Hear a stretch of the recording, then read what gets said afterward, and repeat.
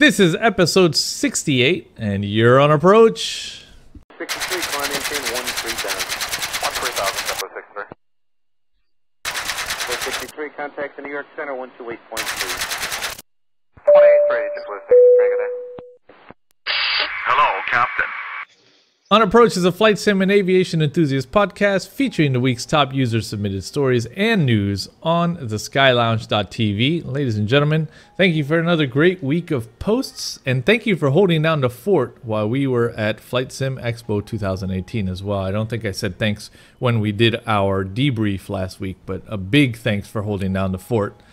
With us today, this way, Mr. Kevin, aka BRZ, aka Tom Cruise, aka the Maple Syrup Can, aka there was another name and I forget what it was. Live Sparks. Live Sparks. Live Sparks. Yeah. Big butt. You know, one of my usernames before that was Supercar 1000. Was it? That's so cheesy. I'm glad you changed it. I'm so glad you changed it. By the way, do you notice with this lighting right now, do you notice that I have these really mean eyebrows right now from my glasses? Yeah, they look pretty painted on. Yeah, they're like, the light is coming up from behind the desk and it's just like mean brows right now. You look like a movie character. Yeah. Or are you experimenting with your inner side now? Yeah. You know, you want to get a new look for the summer. That's it, bro. I'm gonna put some sun in my hair. Oh my god, I remember. Yeah, I knew you'd hit that sun in, bro. Oh man. Come on, bro. Tell the truth. Did you ever use some sun in? No, I mean, not a a little joint right up in front? No? Nah, didn't need to. I mean, growing up for me, when you know, the Jerry curls and everybody was using some sort of product. I had it when I was living in Italy as a kid, and it dyed my hair kind of reddish. So I had like red. Oh, it's right, different textures. It looked pretty fucking cool. I'm gonna be honest, it looked really cool. But yeah, but I never did the whole sun in. Yeah, so Sun-In was a product that was basically bleach in a bottle, right? But they were marketing it to kids, and the people making it popular was like the show Saved by the Bell. Yeah, so you had Zach Morris, the main character, and he always had this little bit of blonde streak in his hair. And with Sun-In, the concept was that, you know, you can spray it on a comb and just kind of comb it in. And you get these little blonde frosted tips, right, if you will. You get these little blonde streaks. And yeah, I did the Sun-In, man. I'm no shame. If anybody out there did the Sun-In, I want you to post in the comments down below so we're not alone. But yeah, I did a little Sun-In, and maybe I'll do it again. Nope. Nope. Noodle says nope. That's almost bad as fake bacon. Maybe by the time you guys used it and the time that I was born, someone tried to eat it or something, and they banned all of it. It was off the market. Have it in Canada. Yeah, because I've never heard of that name before. Ladies and gentlemen, some chemical in it. My noodle is Probably caramel tried up drinking above. it or something. Kevin, I think Kevin's calling us old noodle. You caught that timeline he dropped in there, right? I was feeling something when he was saying, well, by the time we got it in Canada, blah, blah, blah. So, you know, the only thing I can think of is, I'm not sure, but, you know, maybe I can think of a word at some point. I don't know. I'll find one eventually. Yeah. You're calibrating your fingernail. And last but definitely VHF tape.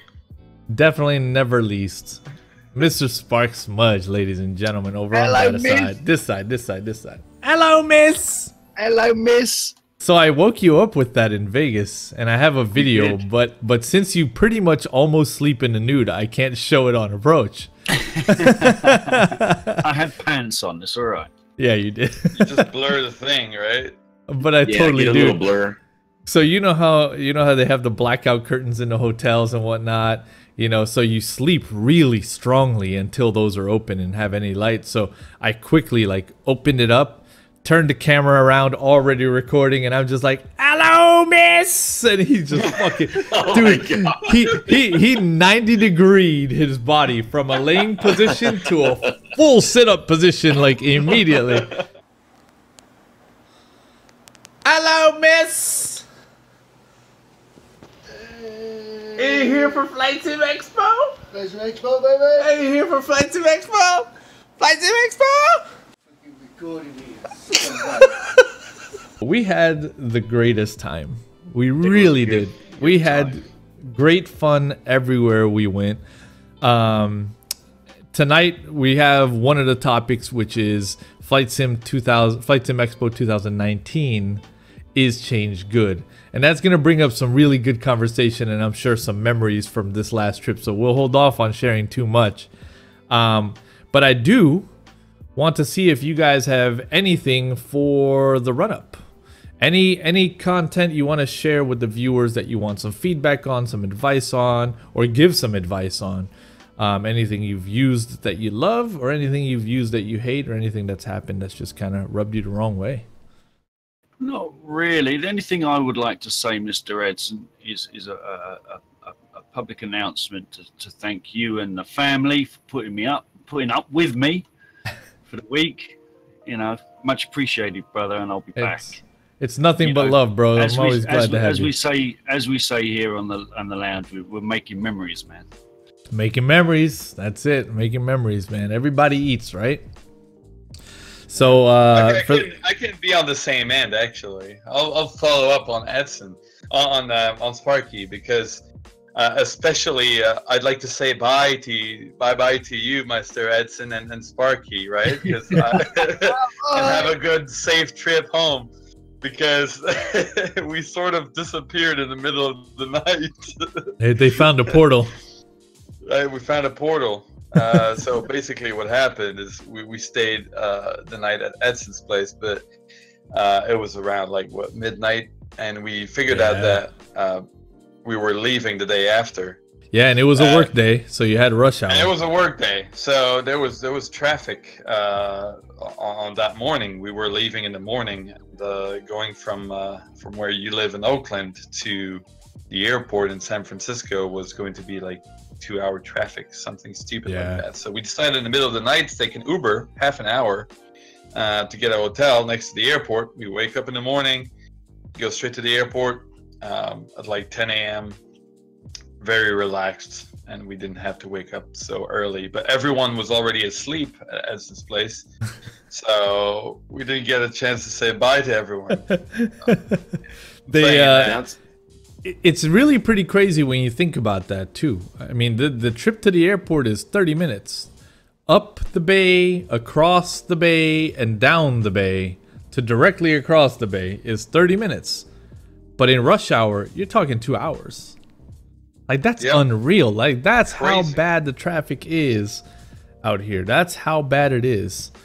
But yeah, man, I was so happy and excited to have you two, here. I wish there was some creative way that Noodle would have decided to, like, fuck it, I'm driving down too, and it would have been all of us coming here. But I'm sure that can be arranged on another year. But it really was great to have you guys here. Sparky falling asleep right here over my shoulder as I edited on approach. That was pretty amazing. He was at the bar all day and literally knocked the fuck out. He was like sideways in the chair, completely knocked out. I was here.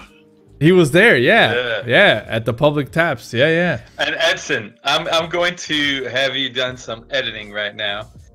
I need you to throw in the picture of Sparky in the shady back road convenience store. He earned his card. Oh.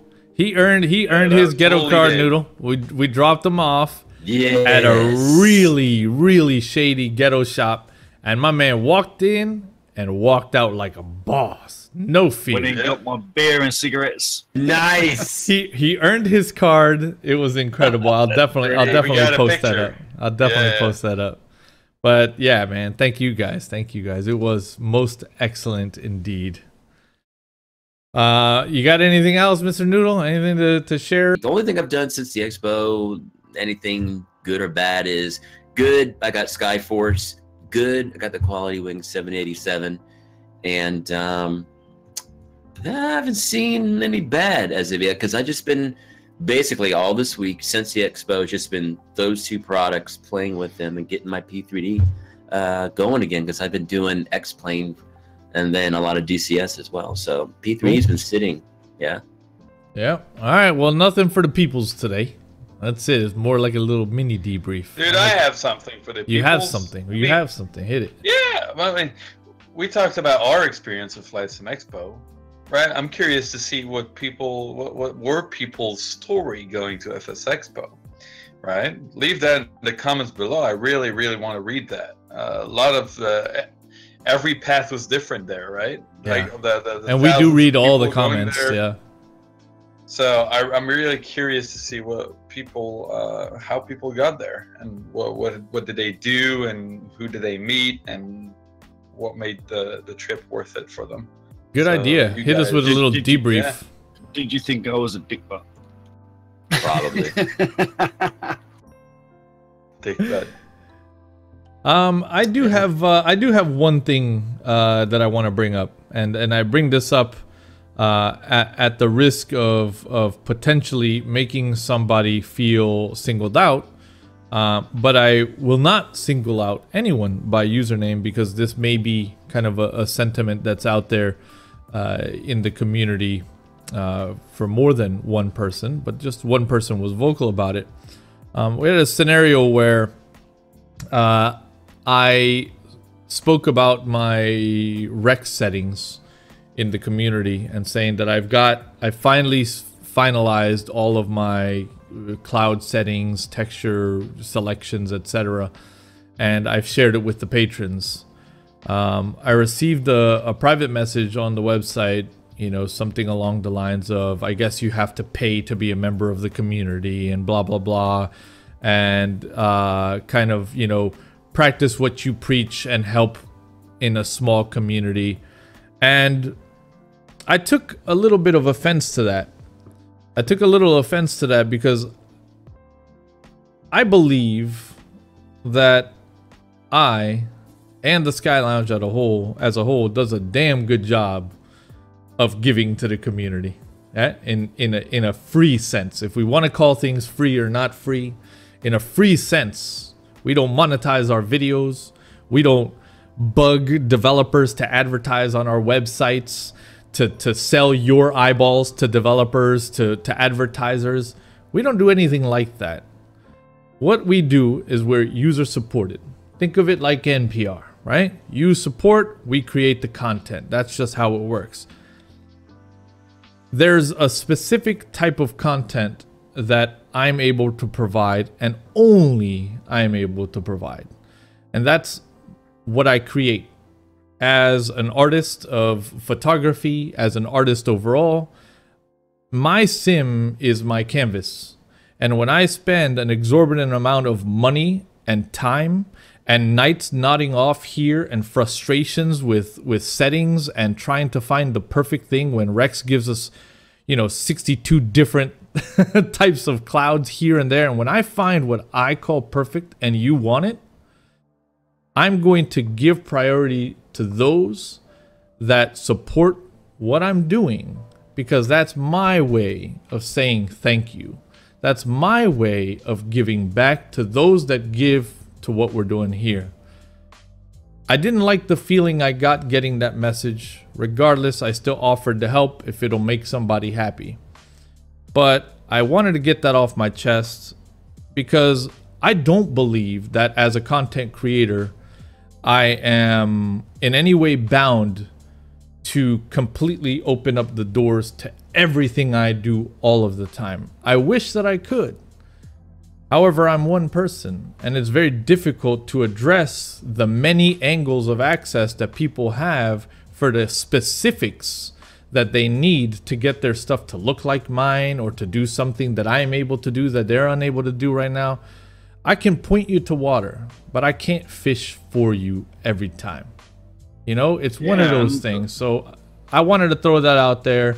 I love each and every one of you to watch. Patron or not, doesn't matter to me. I love you. But there are things special that I'm going to do for patrons that we're unable to do for everyone as a whole. For example, on Twitch when we're live, the one thing every single freaking person comes in and asks is specs. I could literally give you a build list of every single component. And hands down, yours won't look like mine. Because you've not spent the blood, sweat, and tears that I have documented in a black book to get the settings to do software-wise with that hardware what you see on screen. So my specs don't mean anything. They don't mean anything at all. It's like Honda saying, it's like Ferrari saying, you want to build one of our cars? No problem. You're going to need some bolts. You're going to need some metal. You're going to need some rubber. It's like that. Every single environment is just very unique. And so taking someone by the hand and walking every single person through that in an open fashion isn't exactly going to lead everyone to success. And so unfortunately, what that would lead to is a lot of backlash. Well, it's not working for me. Well, I'm sorry. Well, that mine still doesn't look like yours. Well, I'm sorry, dude. You know, like what, how, to what extent do I have to carry it?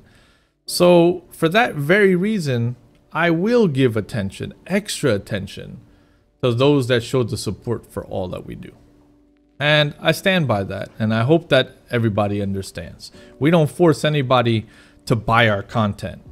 The content that we create is put out there into the universe for everyone to enjoy, and I fight often about that's the way that it will stay. On with the show. Top stories. First one submitted by Mr. Gibbon. Prepare 3D V4.3 coming in June. This week's podcast featured a guest, Adam Breed from Lockheed Martin's Prepare 3D. He joined the podcast to talk about the platform and also took the moment to announce what V4.3 of P3D, or that V4.3 of P3D will be coming this month. This in reference to the PC Flight podcast. Yes, PC Flight. Head over to PC Flight. So I did have a listen to this, and I did make some notes. It didn't outline anywhere here kind of, you know, the bullet points of what was discussed. So I took the liberty of jumping to this specific part of the podcast, and I added the following notes. Some bullet points likely this month in June, so we know that's coming. The only bullet point was, he said, improvements. And then the host says, excellent, that's likely what people wanted to hear. And then they move on. So I don't know. I don't know what to get excited about. Let's move on. I'm slightly annoyed that I don't know what to get excited about. And my constructive criticism was, you know, how about a follow-up question like, can you please elaborate on some of those improvements? Like, as you know, lead, right? Lead. Pull a little, pull a little, pull a little. Get, you know, see what you can, what path that conversation is going to lead you down. What we know is right now, sometime in June, it's likely that we'll see V4.3 and that there will be improvements. So here's my vision on the thing. We had on P3D V2, if I remember correctly, it stopped at 2.4 or 2.5. I can't remember correctly. I know that P3D V3 stopped at 3.3. Right. And 4.3, I would imagine, comes at the very end of the product cycle. Right, so you won't see any crazy features on one of those updates. They're more like stability, bug fixes type of updates. Mm-hmm. I'll tell you one thing though, it's going to break all the things. It will, but like as usual, it yeah. takes a matter of days for updates to go out, and then everybody is just freaking out everywhere. But you know that happens, and that will continue to happen as well. Mm-hmm. But I do believe that this would be the last update to the V4 product, and the next thing to come after that would be V5. That's my opinion, but you don't have to expect anything crazy from that release. It's just bug fixes, nothing major. Flight Sim Expo 2019 is Change Good. This one brought to us by Papa G, who we now have a face and a handshake on. Papa G, it was excellent to meet you at Flight Sim Expo 2018. Great to run into you at random parts of the weekend as well. This is a good question, guys. So the expo itself is promoting that they are community driven. And with that, they said that they would poll the community to see where people wanted to see the expo to go next year. Papa G says, word is the developers of Flight Sim Expo are talking about a different location in 2019. Perhaps a different location each year. I think it's a great idea. Perhaps some of us that flew into Las Vegas can drive to a different location in 2019. So where do you think next year's expo should be held? My vote is Orlando. That's a good question for all the viewers there. You might as well go start typing in your preference down in the comments below. But we'll start with Sparky here. What do you think? Is change good?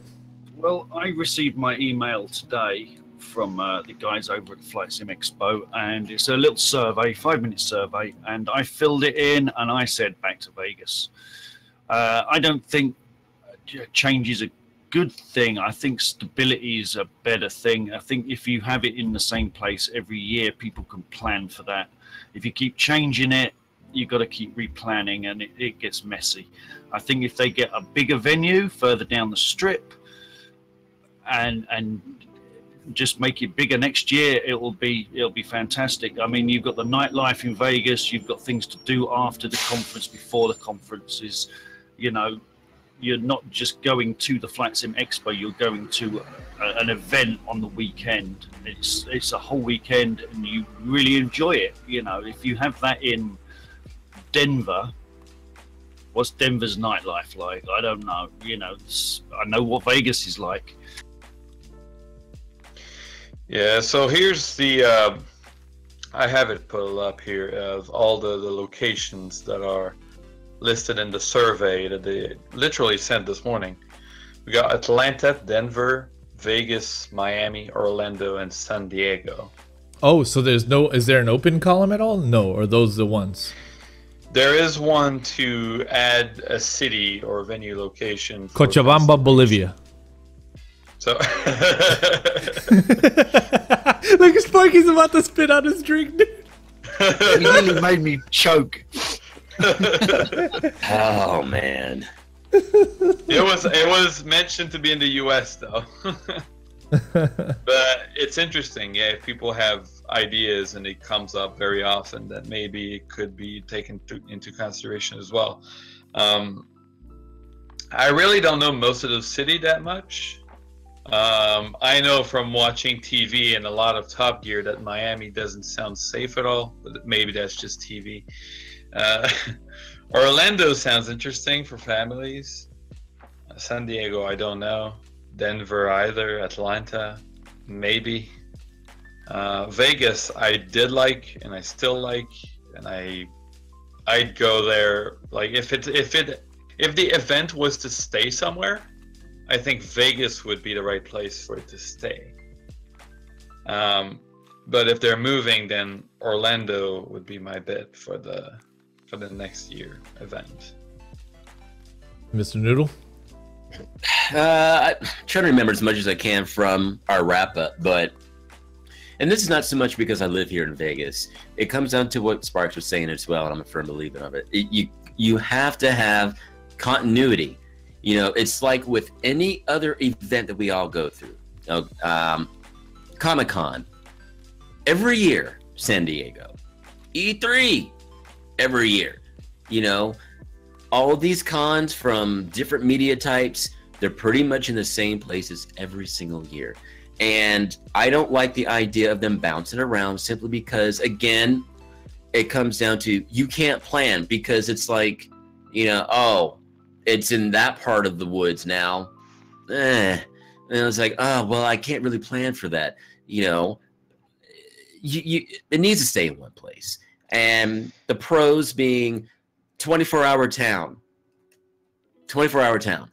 Okay. Oh, and we saw flight simmers out on the town all night. Like it was It was great. Yeah, you know, it's, you know, that the biggest one, 24-hour town. So you're not going to be bored, period. Plenty of places to stay, plenty of things to see and do, to eat, drink, have fun, all that. But the biggest part of it is a continuity. You can plan for it every year. You know where it's going to be at. The only thing that you would have to worry about is which hotel venue here in town is going to be.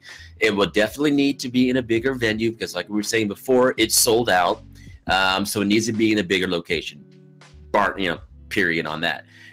Plenty of places here in town along the strip where it can be done. But yeah, you know, saying Orlando and Atlanta and all that, come on, you know, and like I said before, Cosford, we know where Cosford happens every year. We know where that's at. So if you want to plan for it, you know exactly where to go. There's no question. So keep it here. Again, it's not because I live here. For me, yes, it's a benefit because I can drive 20-ish minutes down to the strip from my house. That's great. But continuity, it's a 24-hour town. The people who come here will not be bored because if there's something going on at the Expo Con, whatever they want to call it, next time, if they don't like it, they don't want to be there, the whole convention was for them. They can spend the rest, the next couple days just enjoying the strip, have a mini holiday. And you can absolutely find something to do. I'm in the same boat, man. You've got a formula that has been proven now to be a successful one. A big part of that formula in any venture, location, location, location. You found one that works. Las Vegas works. Internationally, it's cheap. Nationally, it's cheap. It's just cheap, cheap, cheap. It made for excellent meetups, nightlife, the whole nine. Being able to go out with developers and party was fantastic because you're on a different level when you're just out and having drinks at a bar and not like a sports bar in a strip mall, like a proper like club, bar, etc. We were in the freaking Needle in a reserved area. We were in a private area. The Sky Lounge had a private area at the Sky Lounge, at the Stratosphere, at the top of Las Vegas. That's bananas to have that opportunity. And so with the view. With the view, right? So nice you view. have this incredible formula for success, and location's a big part of that. Give people the option to plan in advance. I used to attend a yearly event in Las Vegas called Viva Las Vegas.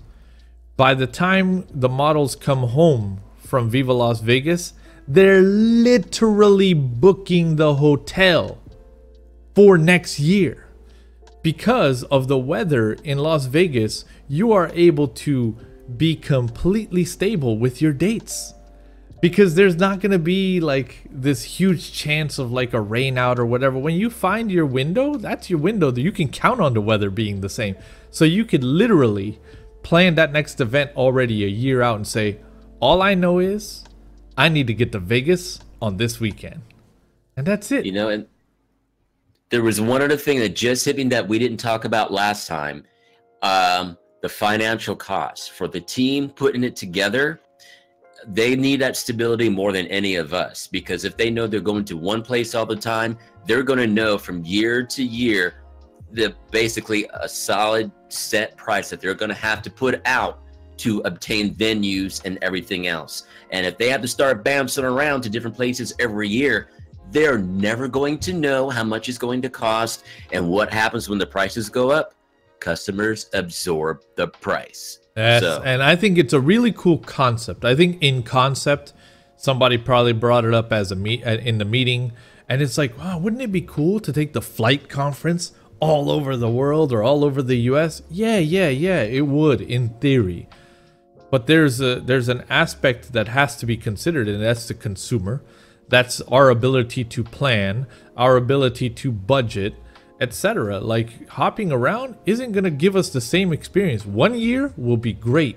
1 year will suck. 1 year will be okay. The next year will be great. The next year will suck. You don't have this consistency because we've never been to these places, right? We've never been there. It's as if we reversed time and said, great, let's do Flight Sim Expo in Vegas, but then let's do the next one in Hartford because Hartford won. How would the people feel if that were the case? For those of you that went to Hartford, comment down below if Flight Sim Expo shows up in Hartford again next year, right? Just because it's a new place, what if we show up and that's what we get? That experience isn't even going to compare to Vegas, bro. Not even the slightest bit. The stolen ATR. So this is a really interesting story that was posted over at, I'm going to say it, AV Sim. McFat and Aerosoft are investigating the looks of the Milviz 3D model, and they do look similar. Another case of stolen models is the question. Clicking on the link revealed some really interesting photographs of this ATR 72-500. The first Milviz published shot, and then the model by McFat and Aerosoft, and then the overlay where they're superimposed. So this was a pretty bold post to make publicly, number one. And the developers did get called out for, why would you post this publicly? Right? Like, why would you take this to a public medium like this rather than just shooting them a note privately? To which the developer responded, well, we did shoot them a note and we didn't get anything back. To which the other developer responded, well, we're on vacation. So they did in the end, after pointing out some similarities, they did in the end continue to compare, and Milviz ended up posting like the wire mesh stuff and inviting the other guys to post theirs to prove that they absolutely did not. And Milviz said, look, if we find out that this was in any part taken, we'll fire that person like straight up on the spot. Done like that. So real cool, very swift action on behalf of Milviz. And they said, we'll share our stuff with the condition that if it's proven that is different, you issue a public apology right here. And in the end, it was proven to be different enough that an apology was issued and hands were shaken. It was actually really cool to see that play out in this thread. If you ever want to see, something like that play out, head over and check out the link in the show notes, because it is cool to read through how this escalated really fast and the pitchforks all came out, but then it slowly kind of leveled itself out as the developers started really comparing the actual models and stuff. So, and oddly enough, they found some things that they both did wrong too, which was really neat. Yeah. One of the comparisons of the tail section here was, we did it wrong. It's interesting to see that you would have done it wrong too, because the real one has like a slight curve to it or something. And in the end, it did turn out that they both did it wrong. So it just, yeah. Amazing, because if you're modeling a plane, you're modeling this cup, for instance. Right.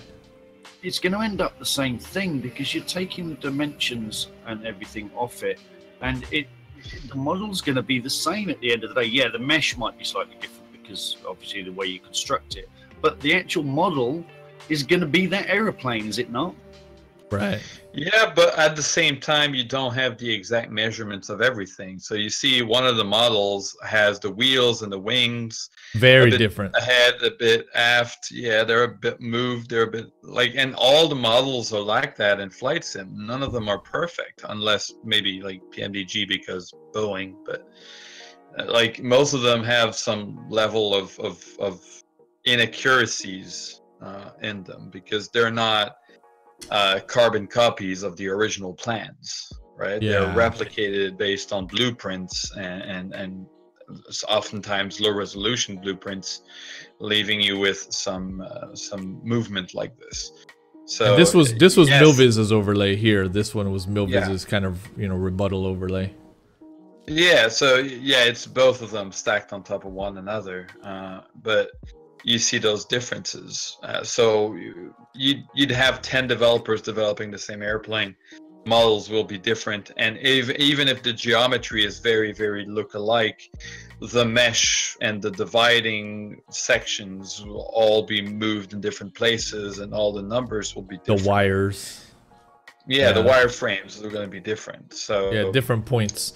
It's interesting that this comes up when just 2 episodes ago we talked about how Coronado and FlySimware are doing the same plane now, right? Yes. And it brought up some really good conversation then about multiple developers being able to work simultaneously in parallel and build a product each of the same aircraft, and how there's nothing wrong with that. And they're going to have similarities, they're going to have differences, but in the end, you know, they're both really trying to capture that original spirit of the actual aircraft. So there are bound to be more similarities on the modeling side than there are differences, right? Because you're modeling something that actually exists and that you have lots of reference photos for. They're bound to be some. That's what I was trying to say. Yeah, and I think that, you know, breaking it down to the wireframe was the perfect reply, right? Milviz said, whoa, whoa, whoa, whoa, whoa. We'll share our wireframe. You share yours, though. And that was just absolutely perfect because from, you know, the modeling standpoint, like Kevin says, that's absolutely going to show the difference.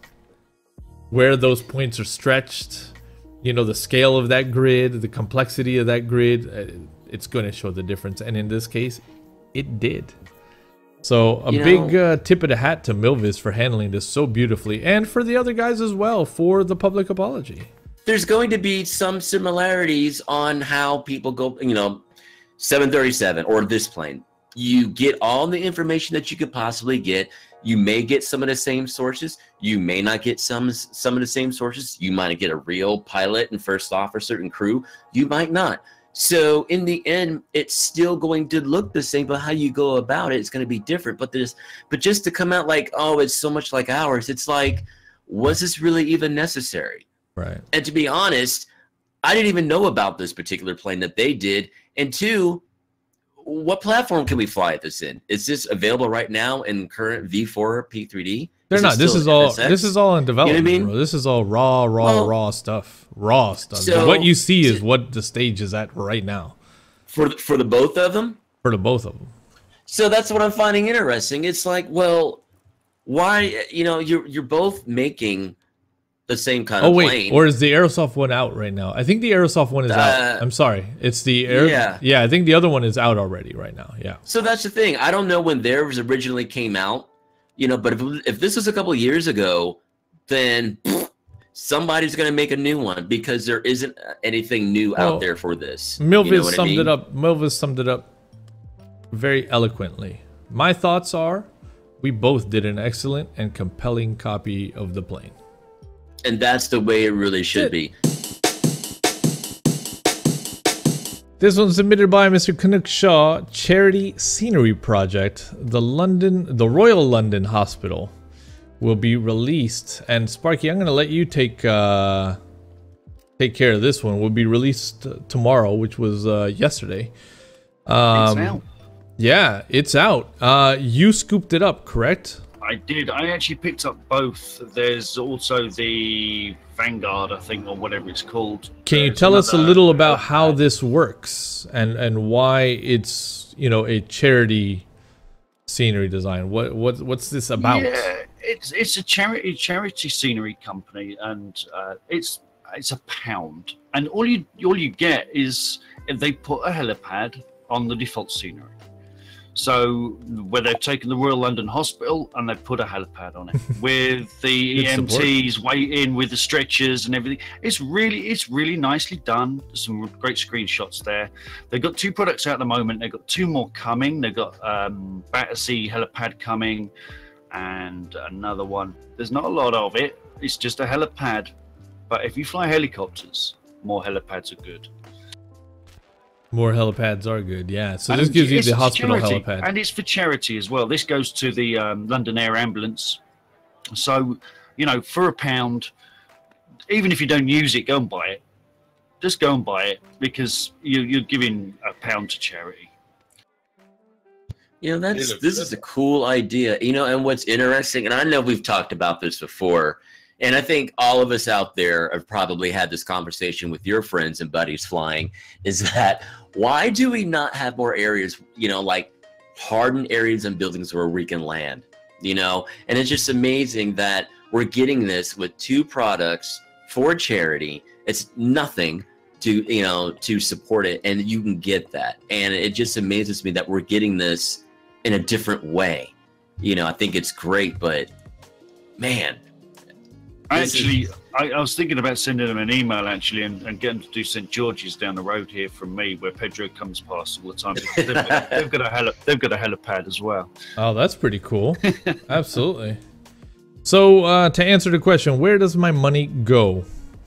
We'll donate all the funds generated from sales and donations to the allocated charity. If there are transfer costs involved by PayPal, then we will deduct those from the total. However, it's important to point out that no monies raised go towards the running of the website or development costs. Craig pays for hosting costs out of his own pocket, and the developers work for free. So that's pretty dope. Head over and show the love. Like Sparky says, even if you don't use it, scoop it up. It's for a good cause. I'm going to get them tonight. I didn't know. This is new. I'm going to get these. I don't have a good helo yet, but I'll buy these. Support. This one brought to us by SSH. Quality Wings announces the Boeing 787-10 Dreamliner. Yeah, right, Noodle? Is that the Dash 1000? No, it's the Dash 10. Yes, gents, this just came in. The 787-10. Now, this looks glorious.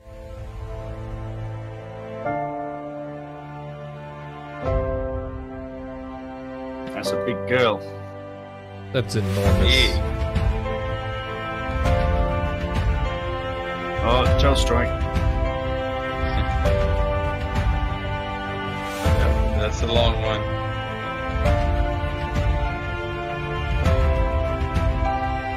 Looks good though.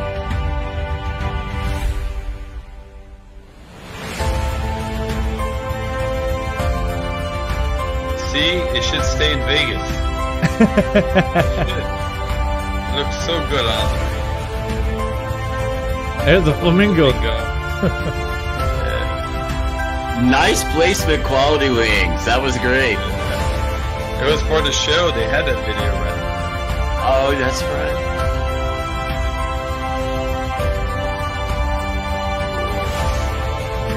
Yeah. I've got the 8 and the 9. I've been flying that tonight. Only my second flight. Scary. Boom. So my big question to Quality Wings now is, when? That's a good question. Let's see. There's a news article link over at Air Daily X with a shit ton of hot links inside it. Good Lord, is there an auto hot link? Lord, that's very hard to read. My eyes hurt. A lot of bold as well. There's a mix of bold and not bold, blue and not blue, link and not link. Oh, my head hurts. List price, blah blah blah. Doesn't have anything. Doesn't have anything. The B787-10 add-on upgrade will be available as soon as it was ready. It was ready. I'm out. Look out for it sometime. ADX quality. Look out for it sometime. Just I don't want to hear any more about it. Look out for it sometime. I'm over this story. No, I'm over the story. That post only needed one more addition. Comic Sans. Dravitsky Designs, Seattle Products, and X-Plane. Work in progress photos. Holy poop.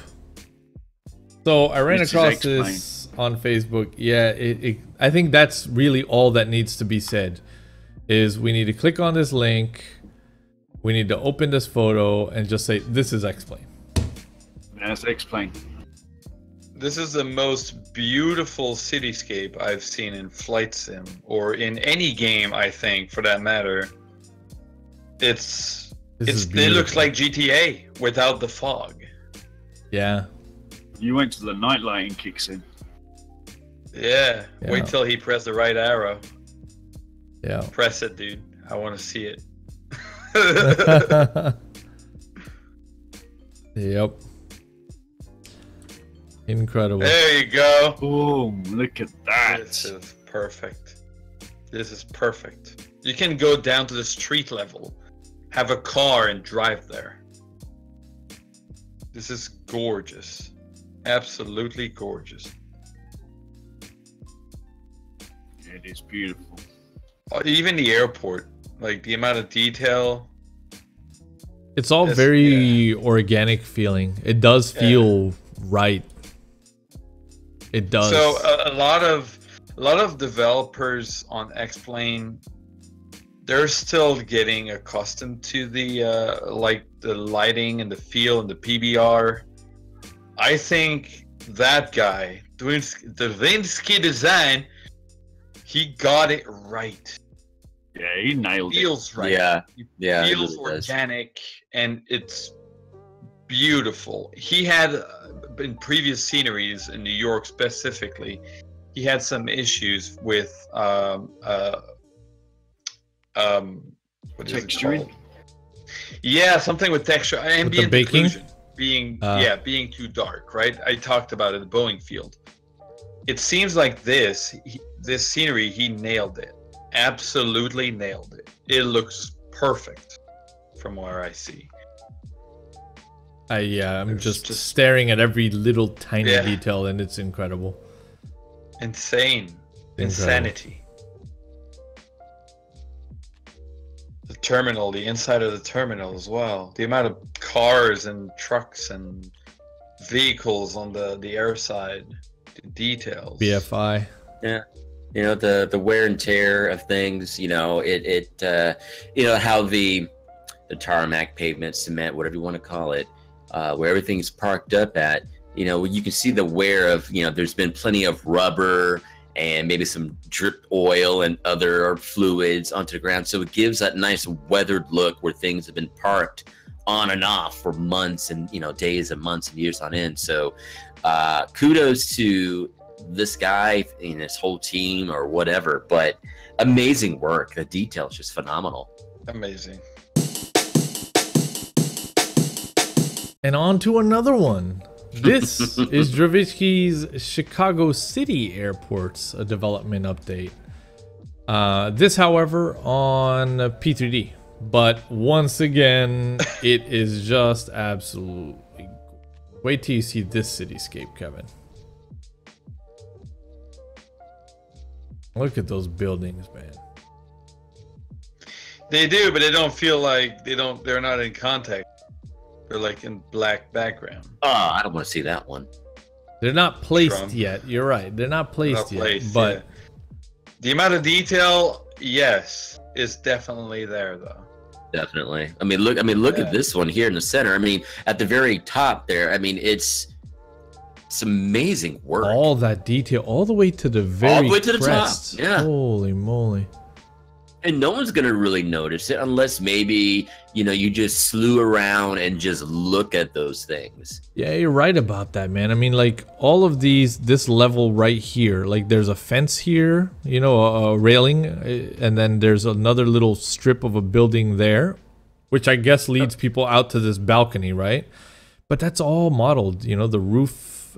Dude, this is This is sick. Hold on, go back to that. You can see shadowing on that where where you were looking at on that of those little pillars. You can see just an inkling of shadowing in there. Amazing. The curve. You see the curve everywhere. Yeah. There's that building right there too. Yeah, this is looking incredible, man. Absolutely incredible. What's this park called? I forget. It's just outside of Mansfield. Yeah, it is. I flew over that thing so many times. Man, all this work. Gosh. It must be fun though, right? It must be fun to see this become that.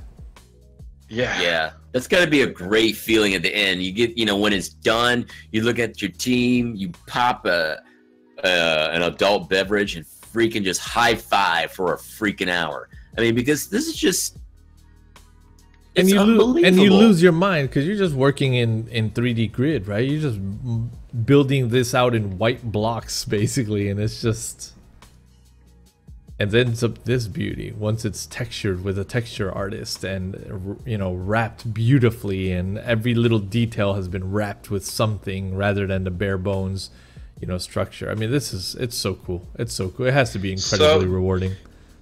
Do we know who SKYTUNES is, or the team behind them? We don't. I never met a soul from there.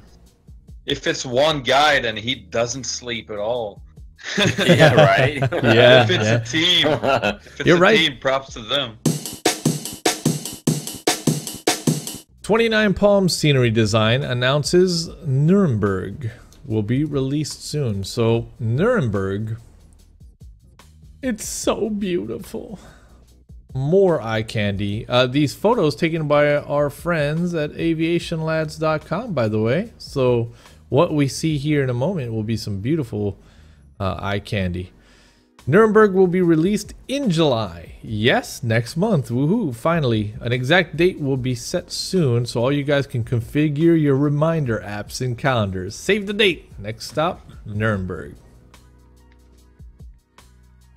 Very good looking. And I mean, 29 Palms does incredible work. Does the racetrack come with it? Interesting, yeah. Well, the racetrack comes with Orbex. Yeah, but it's like not to that level, I believe. It depends on how far it is from the runway. You know how Daytona is simulated. I think it's Aerosoft that does it. It's in 3D and properly made. Yeah. No sign of that. Beautiful, no sign of the track, but it would be cool. It is though really decently done in Orbex's Germany. Looking at that front facade, it's very detailed. Layers of glass. You see the shadow? The duty free inside. Look at the shadow there. Yeah, that's not like a P3D glitch that you used to see. It's literally layers of glass. Indeed. It's amazing. Can't wait to see those people walking in those jetways. Oh yeah, that's gonna add another nice touch to flying in and out of airports like that for sure. It's time for the clip of the week. Clip of the week. Here we go. So this one, clipped by Sir Gremlin, is my departure out of I don't recall. I was in Turkey, I believe.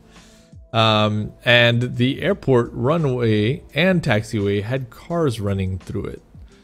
For the sake of production, we ran with it, and ladies and gentlemen, the next bit that you see here will be included in Fast and the Furious 9. Here we go! No! Oh! He just pulled a Fast and the Furious! Good stuff, dude. No, my man just... He did go full Fast and Furious, didn't he? Yeah.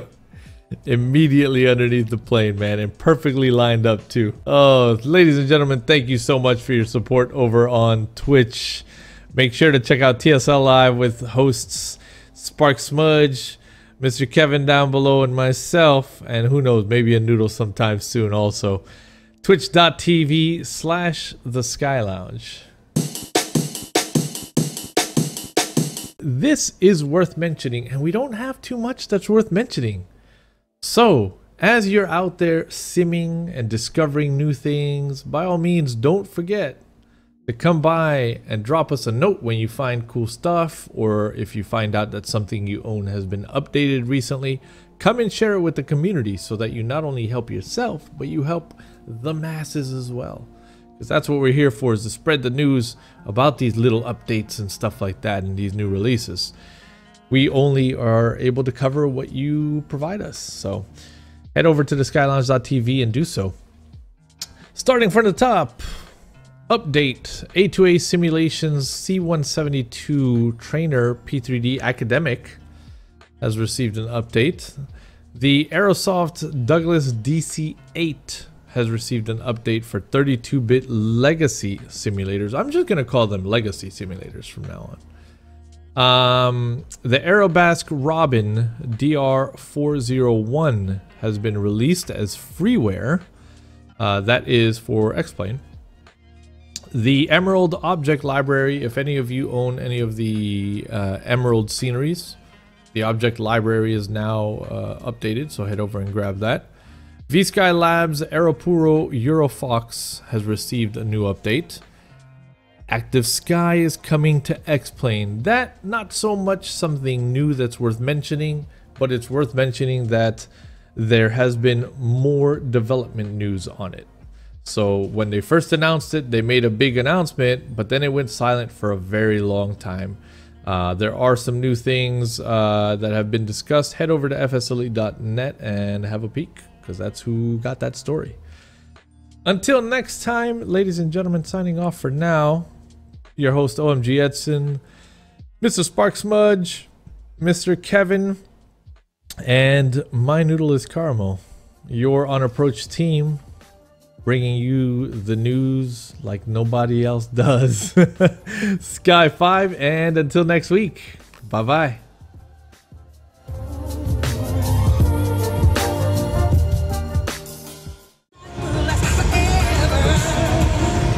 Alright, ladies and gentlemen, welcome to the lounge. As you know, we turned down the music right before takeoff, so please adjust your sounds as required. We have to turn off the packs as well, right? That's how it goes. Packs off, please, sir.